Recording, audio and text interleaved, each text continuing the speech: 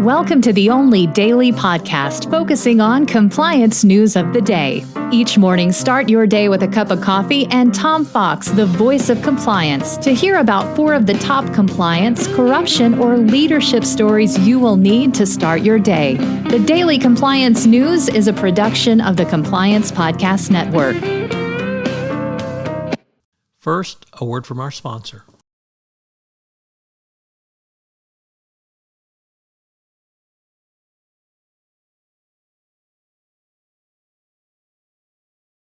The Daily Compliance News for December 14, 2022, the Who is Eva Kaili edition. And we begin with that story from the Washington Post. Well, Eva Kaili is a member, or was a member, of the European Parliament coming from Greece, and she was one of their vice presidents, of the European Parliament. As a VP, she can stand in for the institution's president when needed, overseeing votes. They also have a say in administrative, personnel, and organizational questions.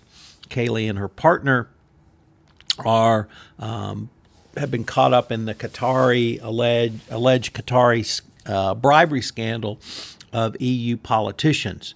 She's well known for her advocacy of Qatar in the EU and has traveled to Qatar quite often. So this is the highest ranking EU official, and it's going to be interesting to see how they handle this. Next up, a press release from the U.S. State Department, I believe a first-time contributor to the Daily Compliance News, and it recognizes the 2022 International Anti-Corruption Champions. This comes out of the December 2021 U.S. Strategy to Combat Corruption and launched the Summit for Democracy Year of Action, which submitted the Biden administration's commitment to preventing and combating global corruption. The naming of these people is a part of attempts to emphasize and publicize international efforts. It's an interesting article, and kudos to the State Department for doing this.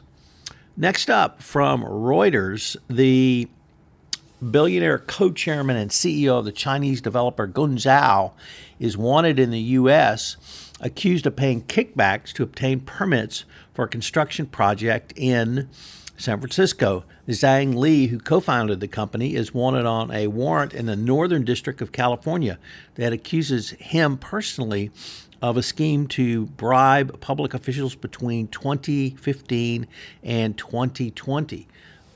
This is very unusual to have someone at this high level of a company accused of personal involvement in a bribery and corruption scandal. Of course, charging him is one thing, getting in front of a U.S. court is quite another.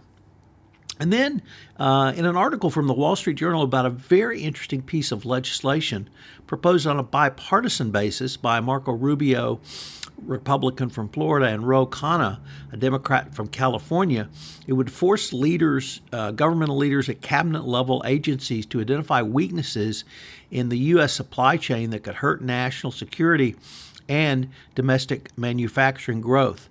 This continues a emphasis on supply chain literally at the highest levels of U.S. government. Compliance should take note. The Daily Compliance News is a production of the Compliance Podcast Network and a proud member of C-Suite Radio. Thanks so much for listening. I hope you'll join me again tomorrow.